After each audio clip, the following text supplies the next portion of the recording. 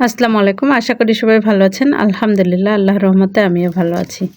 আমি জলপাইয়ের কালা আচার আজকে তৈরি করব। তার জন্য আমি এখানে পাঁচফোড়ন মশলা, ধনিয়া মশলা আর জিরা নিয়েছি, শুকনা মরিচ নিয়েছি। সবগুলাই লাল করে কড়াইতে ভেজে নিয়েছি মশমশা করে। এরপরে শিলপাটায় গুঁড়ো করে নিচ্ছি। আর এখানে জলপাইগুলো সিদ্ধ করতে দিয়েছি সামান্য পরিমাণে লবণ, হলুদ দিয়ে। তো এখন ঢাকনাটা দিয়ে দিলাম, অপেক্ষা করতেছি সেদ্ধ হওয়া পর্যন্ত। তো আমার জলপাইগুলো মনে হয় সিদ্ধ হয়ে গেছে। তো আমি একটা চেক করে দেখলাম, সুন্দরভাবে সিদ্ধ হয়ে গেছে। তো আমি জলপাইগুলো একটু ভেঙে নিয়েছি এভাবে।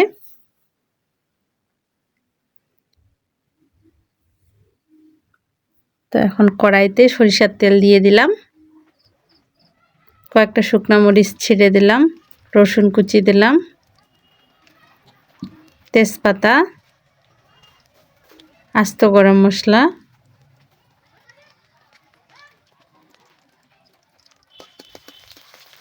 সব কিছু দেওয়া হয়ে গেলে আমি একটু লাল করে ভেজে নেব।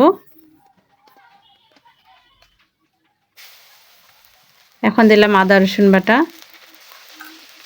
সরিষা বাটা, সব কিছু দিয়ে আমি একটু ভেজে নিলাম।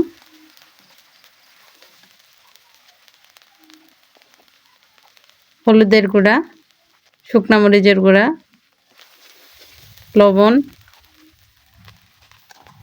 এখন দিলাম আমার সেই সেদ্ধ জলপাইগুলো, যেগুলো আমি ভেঙে রাখছিলাম। তো সব কিছু দেওয়া হয়ে গেলে আমি একটু ভালো মতো নাড়াচাড়া করে দিচ্ছি।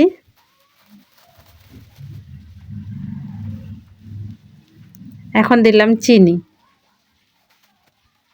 আমি কিন্তু এখানে কোনো প্রকারের পানি দিব না। চিনিটা দেওয়ার পরে অটোমেটিকলি আচার থেকে পানি ছেড়ে দিবে।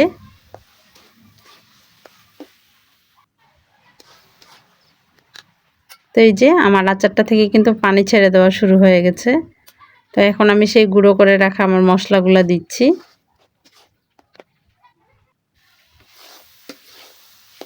আচার তৈরির ক্ষেত্রে কিন্তু হাত বন্ধ রাখলে চলবে না, সবসময় নাড়াচাড়া করতে হবে।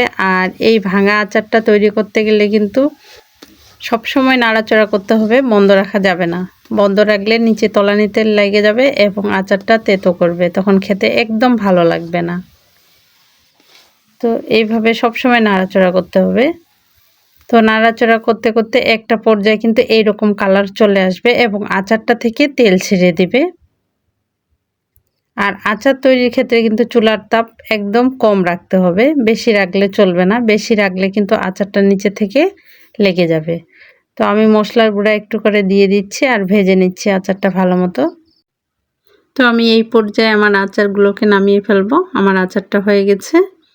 তো মাশাআল্লাহ, আমার আচার দেখতে কিন্তু অনেক সুন্দর হয়েছে। আজকে আর ভিডিওটি বাড়াবো না, এ পর্যন্তই। ভিডিওটি ভালো লাগলে লাইক, কমেন্ট এবং শেয়ার করবেন। তো সবাই ভালো থাকবেন, সুস্থ থাকবেন।